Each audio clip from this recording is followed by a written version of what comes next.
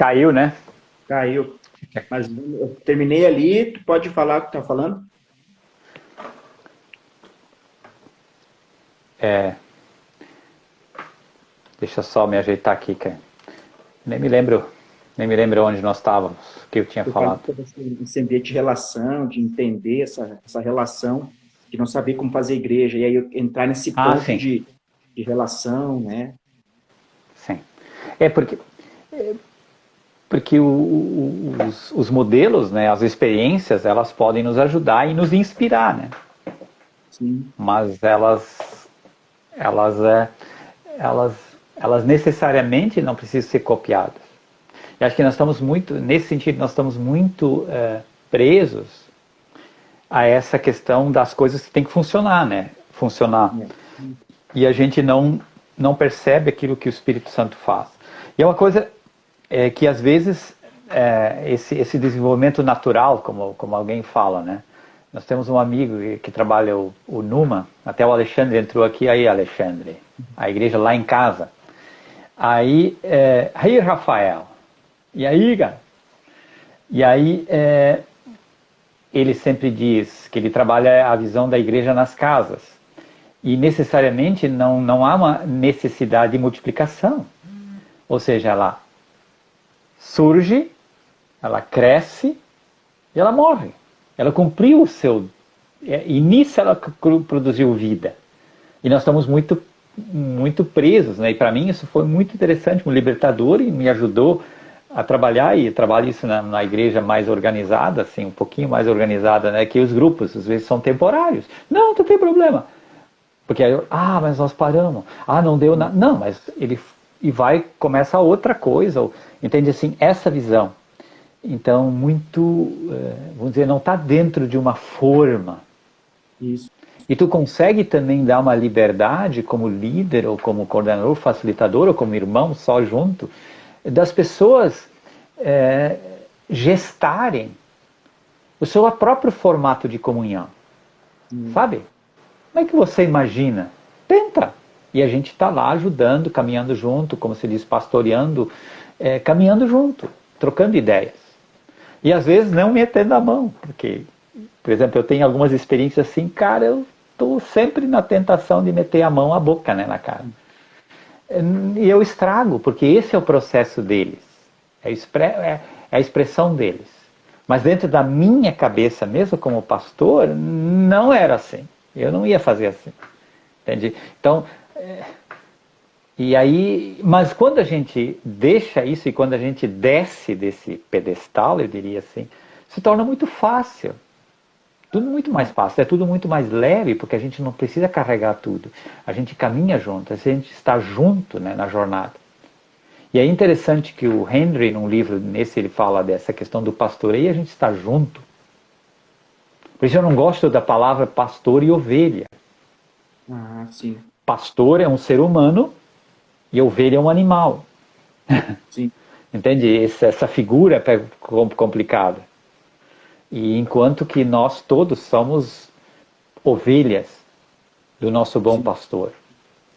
E nós podemos ter aquele sininho, de repente, que corta. Eu tive uma experiência, eu vi isso lá na Jordânia, ali no Mar. Cara, a experiência mais forte que eu tive. Simplesmente o pastor de ovelhas no meio do campo do deserto, lá caminhando, e as ovelhinhas lá, a gente só ouvia plim, plim, plim, aquele sininho, cara. Aí eu entendi, eu esqueci aquele homem, eu só olhei para aquela questão daquela ovelha. E aí isso, eu imagino, esse é o pastoreio. O resto se torna muita intimidação, né? Então, só uma figura assim. Então, porque tu anda junto. É, Então isso se torna melhor, né? Bem melhor. É mais leve, o fardo é mais leve. A gente não precisa carregar. E de repente, e é isso que tu está começando a experimentar, né? Então, mas a gente não tem as respostas. A gente não tem. Porque, na verdade, é uma construção. O corpo bem ajustado, em amor, ele se auto-edifica. Depois a gente consegue até citar esses passos. Foi assim que aconteceu, assim que aconteceu. Então vamos repetir. Normalmente acontece com os avivamentos, né? Como é que aconteceu? Não sei. Nós estávamos lá, nós fizemos uma reunião, o Espírito Santo veio e tal. Ah, então depois você anota. Não que necessariamente isso é de todo errado, mas o perigo é a gente institucionalizar pelas essas linhas. Então, isso também, isso pode ser um processo, pode ser bastante complicado no primeiro momento, mas depois ele se torna mais leve. E as pessoas também estão mais livres, elas podem ir e vir, que não é tão legal. Quando elas vêm e depois elas querem ir. Daí a gente faz a pergunta, né? O que eu errei? O que eu fiz? Mas a gente não entende que, às vezes, as pessoas, elas vão para o seu destino e nós não somos donos delas. E de contribuir, né? Isso é muito interessante quando surgia nós temos 20 anos e Deus deu uma palavra que pessoas vinham e iam, né? Não era para olhar pelo número. Então é muito, muito assim. Então eu sempre chamo a memória. Peraí, Deus já avisou desde o início que as pessoas vinham, umas ficam e outras vão. Mas com o tempo eu também estou me preocupando e pensando para onde você vai, o que você vai fazer. Entende? No sentido de motivar, né? O que está. Então, eu posso ajudar esse novo processo? Nós podemos, como igreja, como comunidade, ou algumas pessoas, que nós podemos ajudar a clarear a sua vida, a sua jornada? Acho que isso é um outro desafio. Muito então, bom.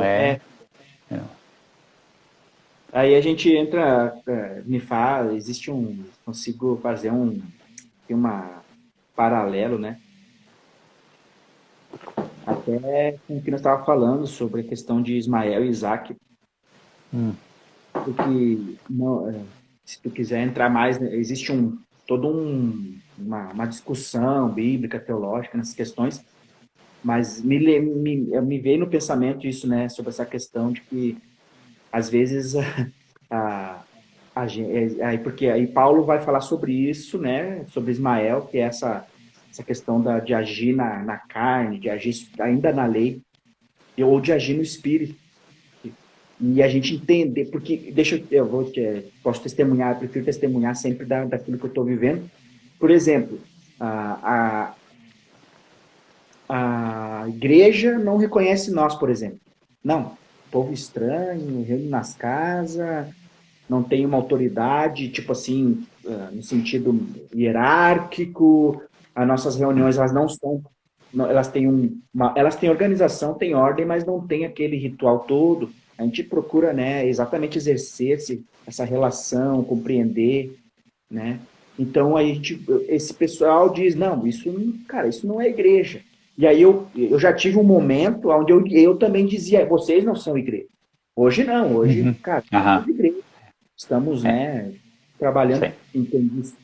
E aí é o que Cristo vem fazer, porque Cristo salva Ismael e salva Isaac. Tipo, estou usando assim, eu sei que existe toda uma linha já bem estabelecida aí, mas eu quero trazer para essa linha, assim, do que nós estávamos falando, porque essa é a questão. Deus não rejeitou Ismael e Deus não rejeitou Isaac. Deus, tipo, aí hoje se a gente trazer um link, né, para história, para teologia, Deus não rejeitou Israel e Deus não rejeitou os árabes. Tipo, cara, é um corpo, é um povo. Sim. Sim, é a tipificação, né, do Ismael, ele tipifica uma coisa, mas há uma promessa sobre o Ismael. Por exemplo, até a gente fala sobre isso, na questão do sobrenatural. Há muito mais sobrenatural e um cuidado sobrenatural nessa intervenção angelical sobre a vida do Ismael, e isso se reflete hoje na questão do Islã, por exemplo, dos muçulmanos. Eles têm experiências fortes com Jesus, ou seja, existe isso, existe uma promessa. Agora, o que Paulo usou ali é a questão de dois estilos que tipificou aquele momento do Ismael que foi embora. Quer dizer, que é uma tipificação. E para mim isso é bem esclarecedor. E para mim foi também algo que eu já compartilhei isso em outro momento, eu acho que com vocês. Isso foi lá por 97, 98, que é a questão eu tinha muita crise com essa história da igreja, né? E daí, de repente, Gálatas, né? Foi um livro que me ajudou muito. E daí que o Abraão teve 2 filhos.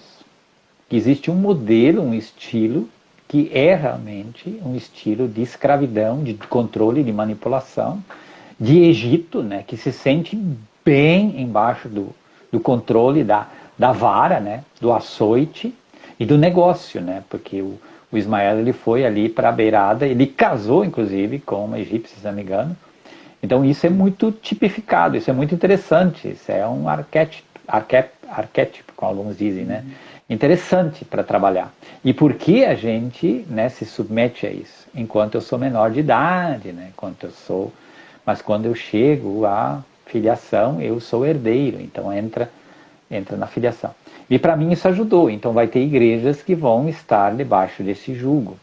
Ou seja, vai ter pessoas que vão se sentir bem no Egito. E agora o julgamento, não vou entrar nesse mérito, apesar de alguns comentaristas bíblicos são bem radicais, né? Dizem não, que Paulo ali... Não, mas eu não entro nesse negócio, porque eu acho que aí nós vamos de novo entrar nessa questão do julgamento e nós tentar separar o joio do trigo. Mas existe uma expressão no coração, né? Mas não é esse o ideal de Deus, porque Deus que todos são filhos de Abraão segundo a promessa, conforme Sara. E daí é um negócio interessante, Isaías 54, eu acho que fala, que lá o Hebreus repete, que mais são os filhos da que não teve marido.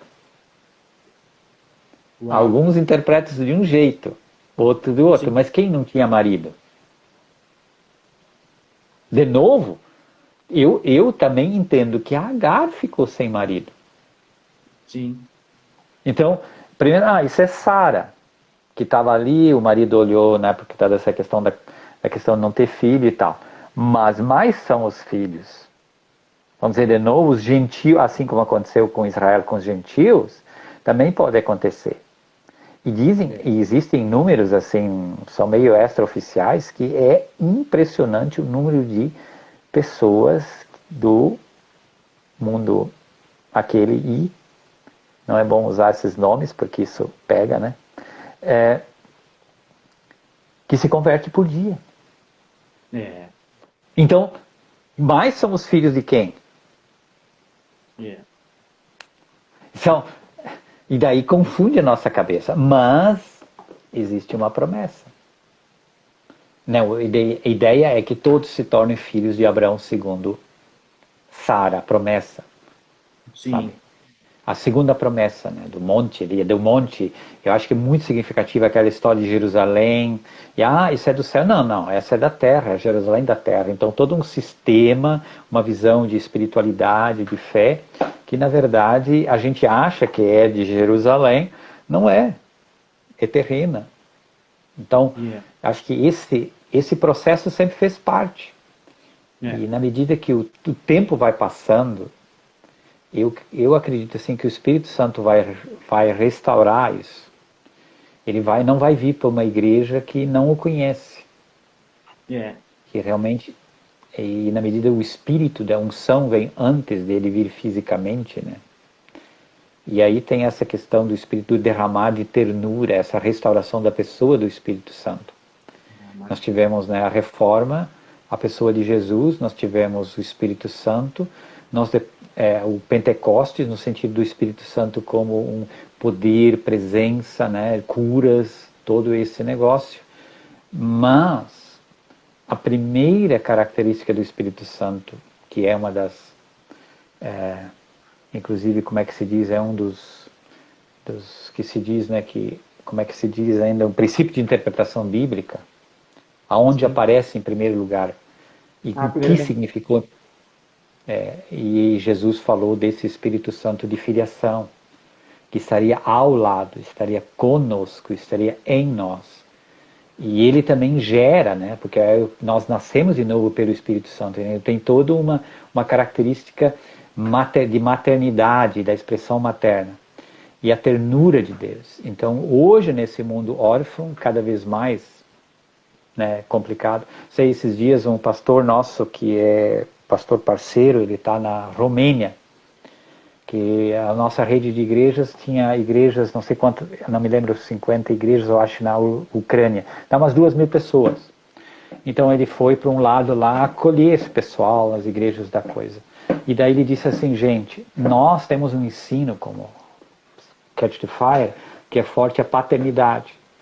Nós estamos sendo como humilhados, porque o que está acontecendo só na Ucrânia, fora no mundo, porque existem muitas outras expressões, muitos outros refugiados e muitas outras violências nessa área familiar e desestrutura, mas ele disse assim, não tem nem como imaginar como reconstruir isso que está acontecendo. Os pais ficaram, as mães são levadas e cara, totalmente desfigurado. Ele disse, é tipo um deboche do diabo, para dentro da questão do ensino que a gente sempre prezou, né, da paternidade de Deus como pai e tal.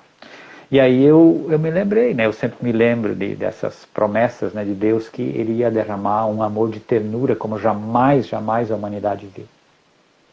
Essa palavra, né, do cara lá de Spokane, né, que é eu não me lembro o nome dele, que era um ministro de cura, influía muito até a década de 30 do sobrenatural.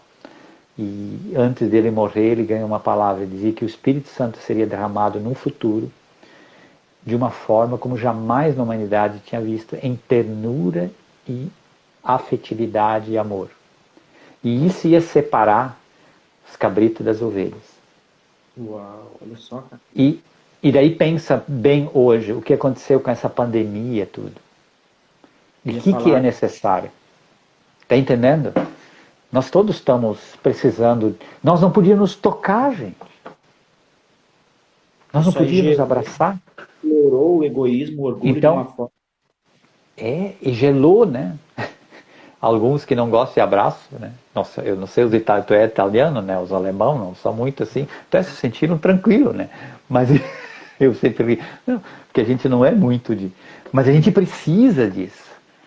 Porque isso constrói, né? Isso constrói amor, isso constrói segurança, isso constrói, né? Reconstrói, cura. Então, cara, é essa época. É essa época que esse Espírito Santo tá para vir. E por isso que ele vai fazer antes o quê? Na minha opinião. Ele vai juntar esses, esses irrelevantes, essas coisas insignificantes, ele vai costurando relacionamentos olho no olho. Porque quando ele vier, ele vai criar uma grande rede. Ou seja, essas pessoas, elas estão espalhadas. Elas são anônimas. E também não tem como perseguir elas. Porque todos os, vamos dizer, se são avivamentos em prédios que nós tínhamos localizados, por exemplo, Lutero, depois aconteceu Azusa, ele era muito localizado. Apesar de não só acontecer ali, mas ele é facilmente... Tivemos essa questão mais centralizada, foi Toronto, essa manifestação do amor de Deus, mas entende? É fácil tu chegar lá e colocar uma cerca e... Agora, se vier ele vai ser no mundo. Os anônimos, ou seja, mais são os filhos que não tem, aparentemente, ninguém por ela, do que aqui tem. Então eu olho assim, eu estou viajando. Claro. Então eu vejo assim que o Espírito Santo está criando isso. Então cria uma rede de anônimos, que são anônimos para o mundo, mas Deus os conhece. E aí isso fermenta as cidades, os bairros, as vilas, a nova geração. Eu vejo assim, eu acho que a nova geração, eu tenho dito para alguns, né, mais velhos assim, nós temos que cuidar para não ser tropeço para a nova geração. Sermos realmente pais. Porque algumas coisas nós mais velhos, assim, eu faço parte de uma geração, ela vai ter muita dificuldade. Muita dificuldade. Porque, entende, nós já sabemos muita coisa. Nós já sabemos como é que funciona. Nós já sabemos, nós sabemos muito bem como foi os avivamentos do passado, o que Deus não fez, o que fez. Então nós trazemos isso, infelizmente, isso poderia ser uma coisa que nos ajudaria a construir uma igreja mais... Mas ela pode justamente fazer o contrário, nós queremos voltar para lá, para aquele ideal do passado, porque é romântico, lá era tudo diferente. Quando eu era criança, cara, quando eu era adolescente tinha os nossos problemas. Sim. Entende? Quem está com saudade disso? Estamos com saudade porque de repente hoje nós estamos diante de desafios novos, até de crescer ou de envelhecer, mas nós temos saudade. Então eu vejo muito essa questão, esse perigo de voltar. E eu faço parte de uma rede de igrejas que teve um despertamento e nós temos os pais ainda conosco. E dizer assim, não, cuida para nós não termos a voltar. Não, e nós temos que nos projetar para frente. E de fazer casinha, tenda, vamos voltar lá para 1994, vamos fazer uma tendinha ali. Tá, como memória, como honra, tudo bem. Mas o rio andou. As águas andaram. E aí é o perigo, né, de algumas teologias, né, eu volto lá para o avivamento de 1700, 1500, tá, isso nos ajuda, nós honramos, nós só somos o que nós somos hoje, porque aquilo que Deus derramou nas estações passadas. Mas o perigo de voltar para o Pentecostes, não temos. Deus faz as coisas novas, Ele renova, Ele não muda. A essência da palavra não muda, mas Ele vai fazer coisa nova. E aí eu vejo assim, essa desconstrução.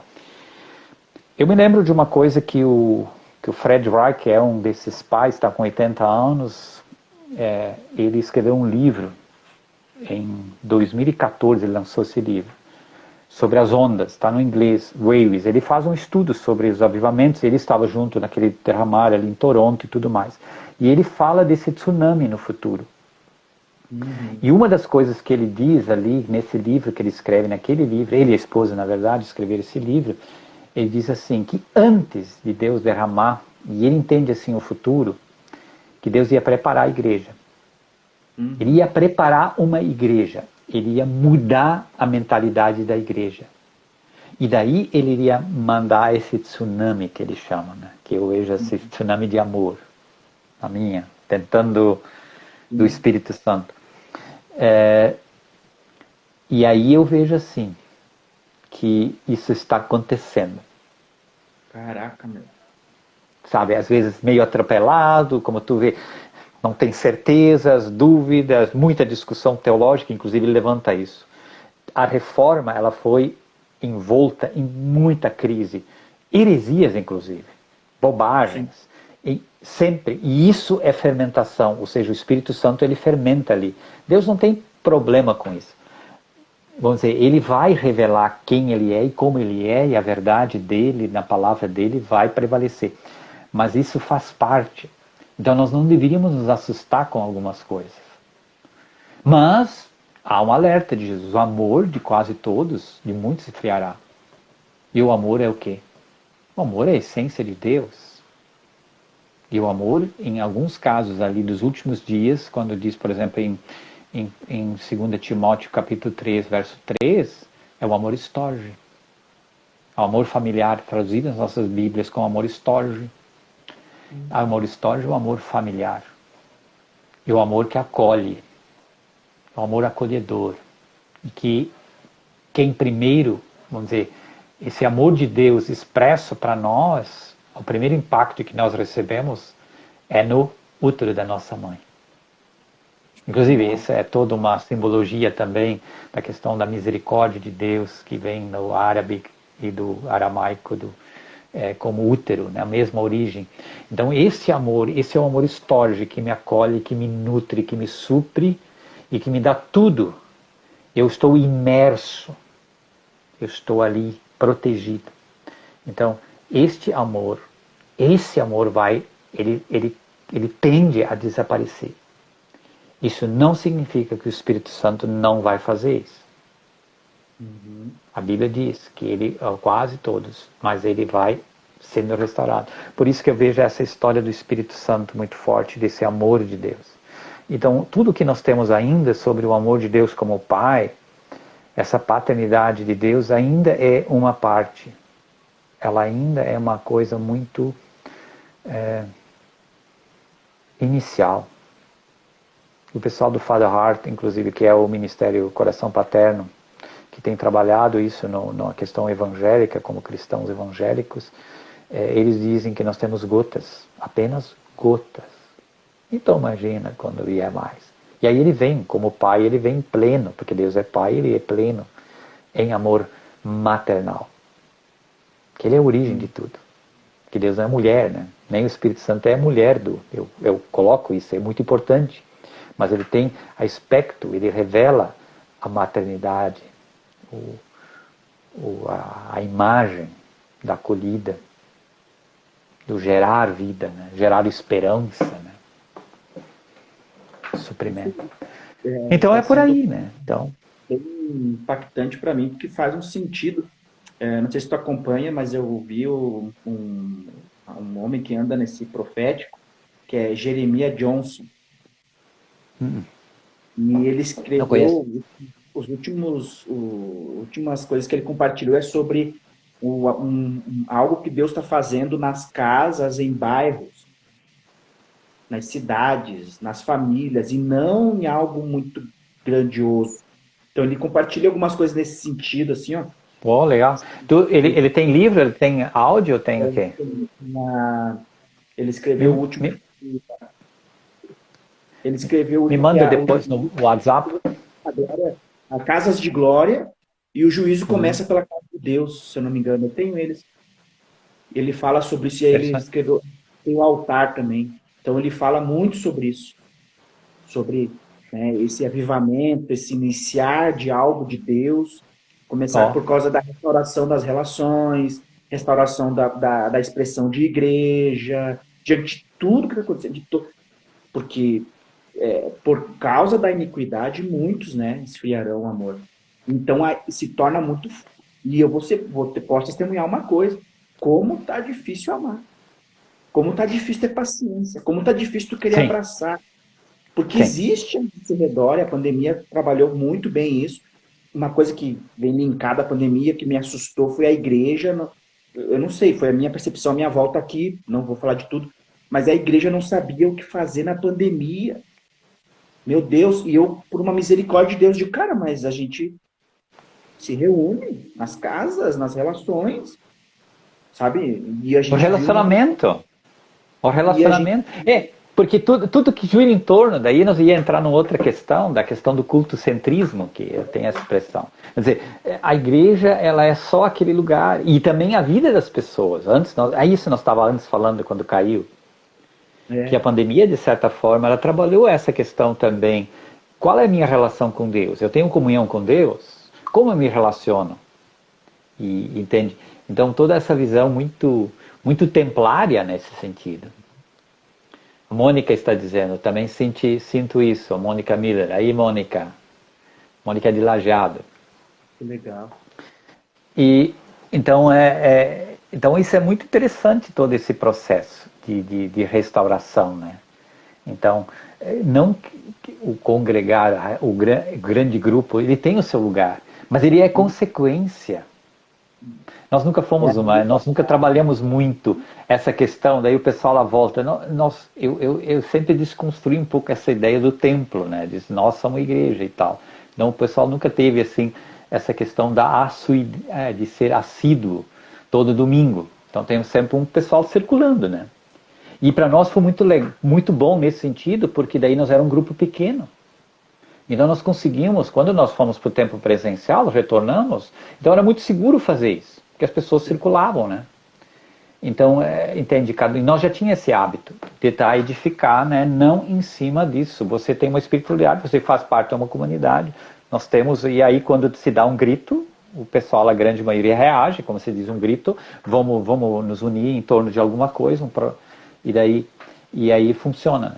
Mas essa visão também de que é a igreja, né? Como ela... Não, ela é o culto.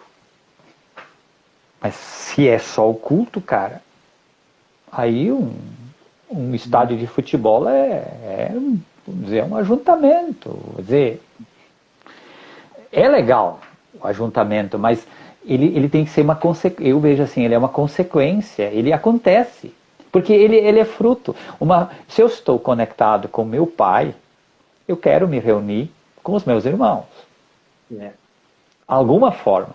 E quando eu não quero, eu preciso avaliar, não, é o meu irmão, peraí, eu devo olhar para mim. Isso, uns anos atrás eu li um livro sobre isso, Wayne Jacobson, o autor do Deus Me Ama, disse assim, ele falou, porque pode-se entender esse negócio, eu sou cristão, eu não preciso de nada, não, se você é saudável, você vai querer encontrar o outro. Se você não é saudável, você não é você não é da família. Isso. Então isso ou você tem problemas, você tem que se autoavaliar. Isso. Se você tem algo contra o outro, você tem que ir ao encontro do outro. Mas não, eu não vou porque o pessoal é falso, o pessoal é isso, aquilo. Peraí. Então essa desculpa, isso para mim abriu assim, o horizonte, dizendo assim, o que está acontecendo? Eu não quero encontrar as pessoas, eu não quero... Peraí, o que está acontecendo comigo? Porque o meu pai, que me ama, ele tem uma família. Então, isso sabe, nós somos um com ele e nós nos reunimos com ele, nós nos encontramos, e a riqueza do corpo, né? Então, esse processo, mas como isso acontece? E daí a questão, eu vou para um lugar onde eu só vejo a nuca do outro. Tá entendendo? Eu estou congregando. Eu estou no meio de uma massa onde eu entro praticamente imperceptível e eu saio. E aí isso cria uma sensação, eu faço parte. Você faz parte mesmo? Onde estão os teus dons? Onde estão teus... Sabe? Então é isso que eu hoje penso. Agora, se eu estou realmente conectado e eu vou para um lugar onde eu só vejo a nuca dos outros, isso vai fazer diferença. Entende? Isso cria uma comunidade, como se diz, isso atrai, vamos dizer, se dá para atrair a presença, isso é outra história. Mas assim, entende? Então, quanto mais despersonificado nós vamos estar, ou quanto mais desconectados nós estamos, mais nós vamos querer nos esconder na multidão. Essa é uma opinião que eu tenho. Não que o problema é a multidão, necessariamente. Não é. Mas eu começo a me esconder, porque ninguém vai me olhar. Claro. Então, sabe, isso também é. Mas a verdadeira comunhão acontece e ela produz ajuntamentos. É a minha opinião. Sabe? Ela enche estádios de repente. Sim. Como consequência.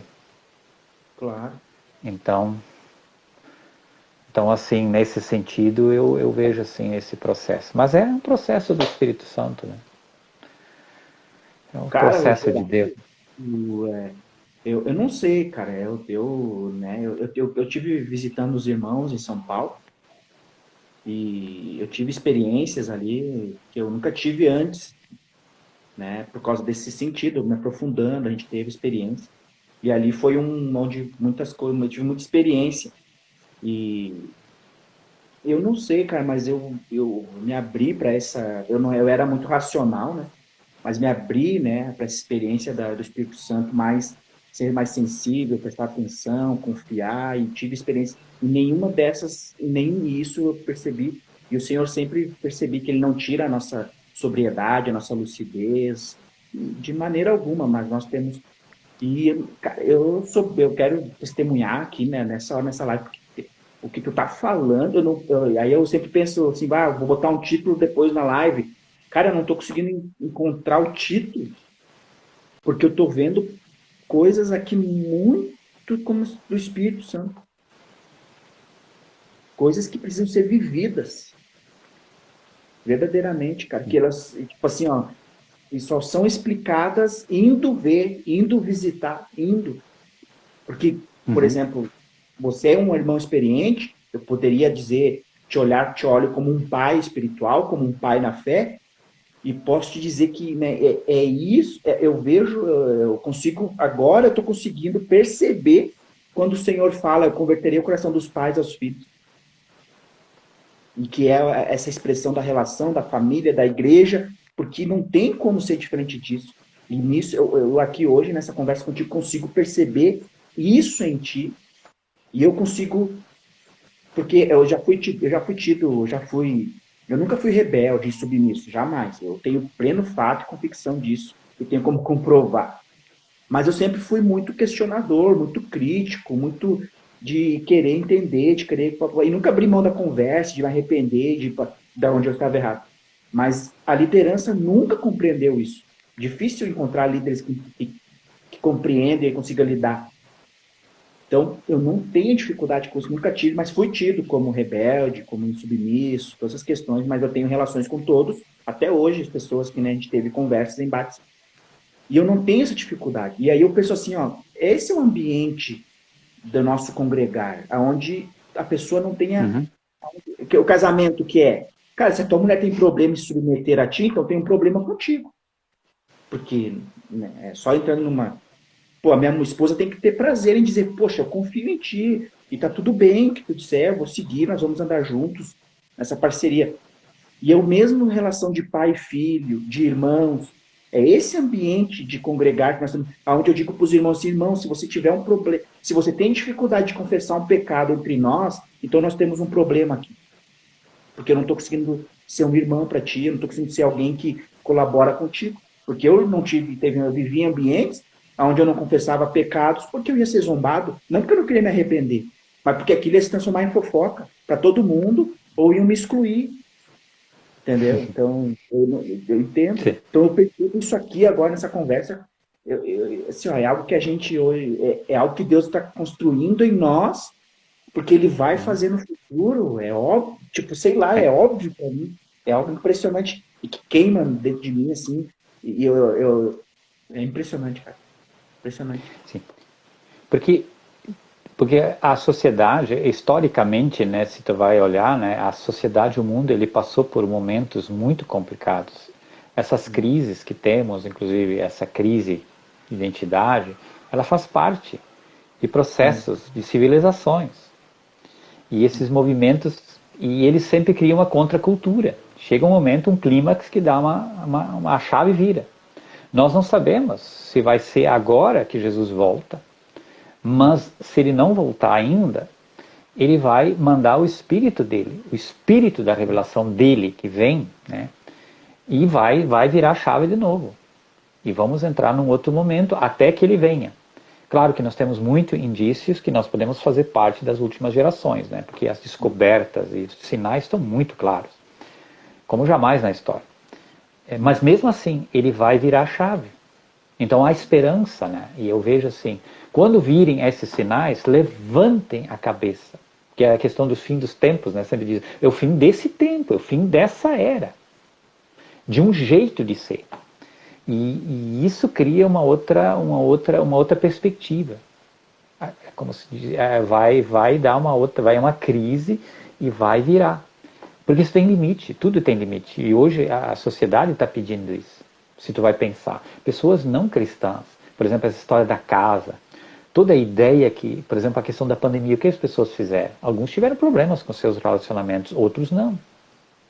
Começaram a dizer, eu quero ficar em casa, eu quero viver, ou seja, a restauração. E tem pessoas, inclusive, né, que tomaram atitudes também, e estavam em relacionamentos abusivos, sabe, doentes, que também tomaram uma posição. Quer dizer, peraí, eu estou num negócio abusivo, estou num relacionamento dos quintos do inferno, como se diz. Eu vou ter que dar um jeito. Não dizendo que todos foi assim, mas isso também aconteceu. E ao mesmo tempo, essa questão da dimensão da mesa, do estar junto, as reformas nas casas foram feitas, muita coisa, tá entendendo?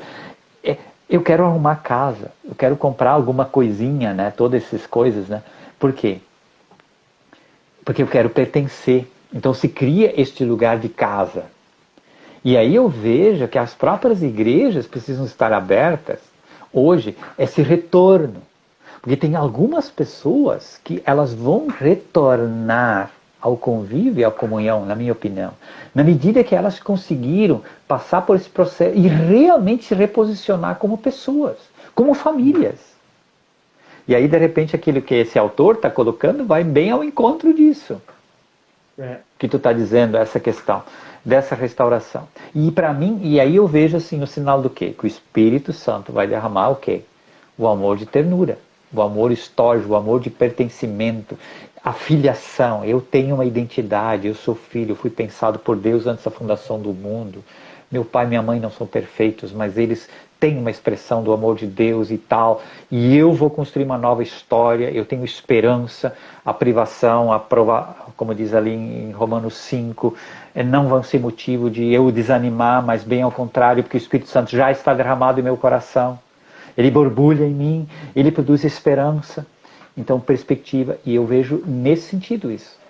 E aí a gente também tem que ter um pouco de paciência nesse processo de readequação. Exatamente o que estava falando.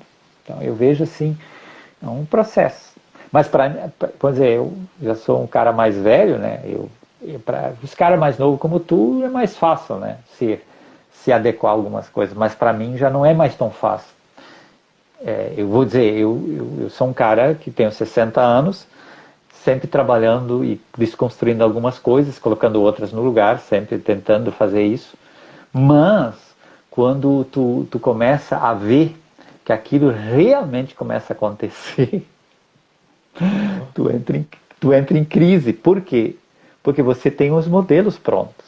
E no fundo, os paradigmas deste mundo, o que é ser igreja, o que deveria ser a igreja, está preso.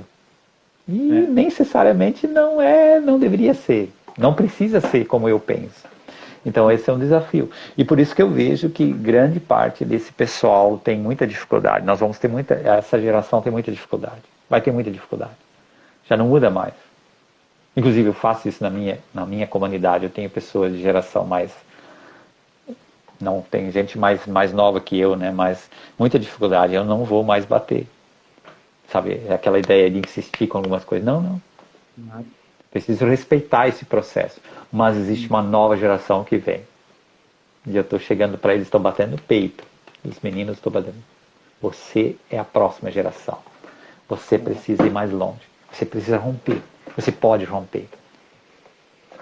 E nós queremos, na medida do possível, ajudar vocês a entrar no destino de vocês, mas às vezes é um processo. Mas às vezes, por isso eu tô meio no meio canto, assim, sabe, que eu tenho que fazer muitas reflexões. Mas assim, a solitude, esse encontro, o silêncio. Aí Davi, tu disse assim, eu estou mais aberto ao sobrenatural. O silêncio, a solitude, a contemplação, ela nos abre para uma outra, ela abre uma outra porta do mover do Espírito, do Pentecostes também. Nós entramos por uma outra porta. Eu entrei pelas duas portas já. Eu entrei pelo impacto, né, por aquele negócio do fogo, mas também essas experiências de solitude, onde de um determinado momento eu comecei a experimentar e me assustei em um determinado momento porque eu tinha experimentado as mesmas coisas, as manifestações do Espírito Santo, meio mais, aquelas coisas mais, como a gente diz, mais fortes, só porque envolve algumas coisas mais manifestacionais, só que eu tinha experimentado ela no silêncio. E aí aí eu pensei, peraí, isso é o mesmo Espírito? É o mesmo Deus? Né, entende? Então, mas eu gosto mais dessa entrada da solitude, porque ela possibilita com que eu pense. Ela, sabe aquele negócio de Deus, espera aí. Não é um negócio que tu é pego assim e tu não tem muito raciocínio, não tem, tu tem que te... Mas assim, não estou dizendo que o pessoal não pensa, mas muitas vezes as coisas não são processadas aqui. É aqui, ou melhor, ela tem que vir daqui para cá. E a contemplação, a solitude, ela faz com que a gente medite. E o meditar, ele é o ruminar, que só um animal faz, né? Pega aquele negócio que tu engoliu, que é bem nojento, e tu mastiga. de novo. E isso só acontece no silêncio. Não tem outra forma. É muito difícil acontecer diferente. Só Deus, ou Deus pega a pessoa e coloca ela, gruda ela no chão, e como se diz, gruda na parede, né? Mas é assim, e daí isso cria uma outra entrada. Para mim, assim, não estou dizendo, mas é também questão de preferência e de temperamento, né? Mas eu vejo assim muita coisa que aconteceu, né?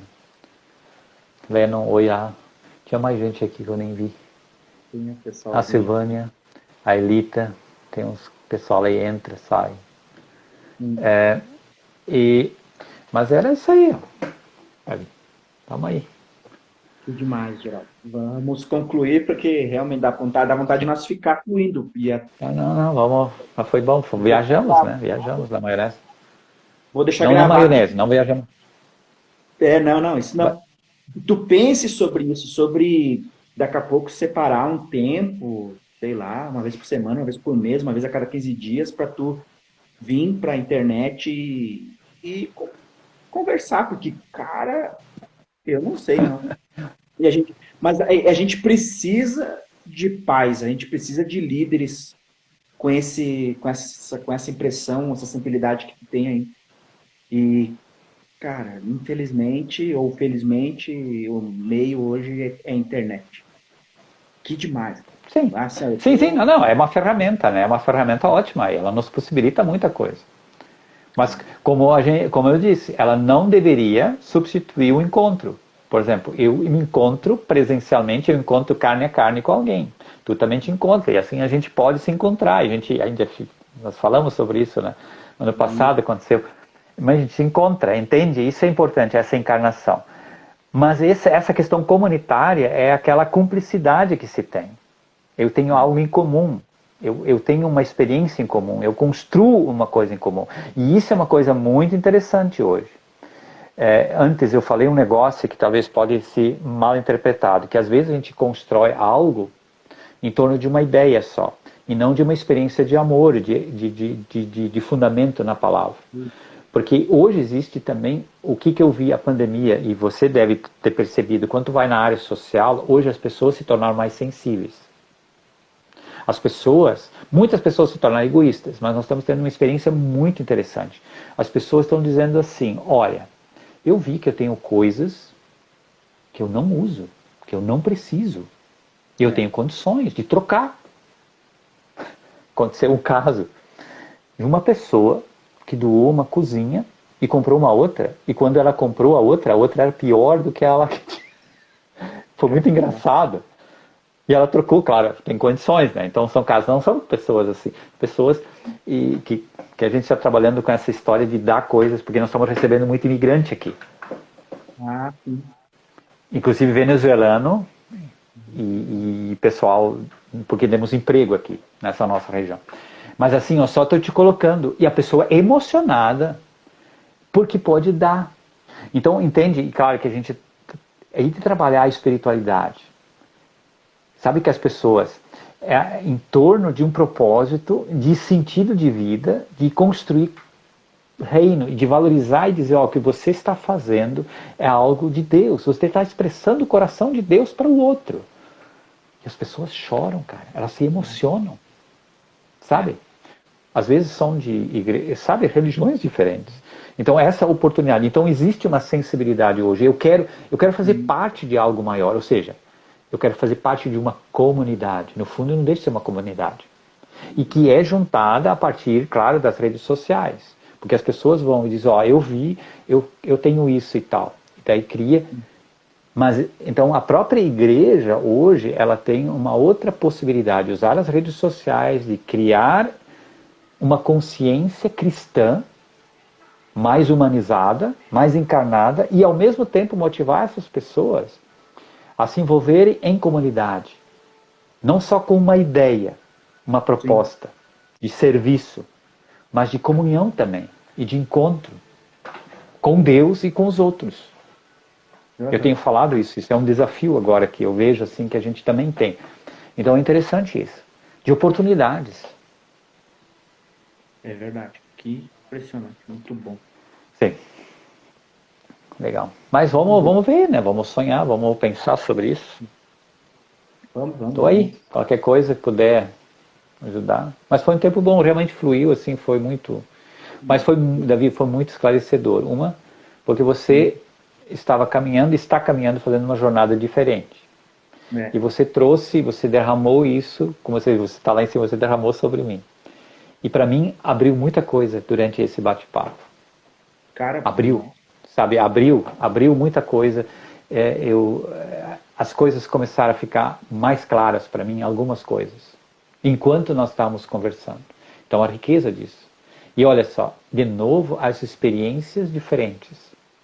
É, E para mim, encheu o meu coração de esperança, porque por mais que nós sejamos, como é que nós dissemos, insignificantes, como diz, aparentemente insignificantes para um modelo, para um isso. determinado holofote. Mas no reino de Deus, isso não é insignificante, porque Deus valoriza as pequenas coisas. Nossa. É. Ver o reino de Deus nas pequenas coisas, e isso o silêncio nos ajuda.